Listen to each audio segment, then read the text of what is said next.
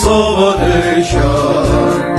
We enforce the maritime laws of our land without fear or favor. Guardians of the seas, partners for peace and for progress.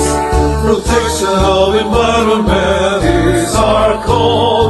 For God, country, and people. Defeat over archipelagic lands, preparing coast and forested coast. Against the odds of lawlessness, we shall overcome. We live the raving depths and rugged shores. We wade through calm and troubled waters. Against the nature's might and wrath, we shall overcome.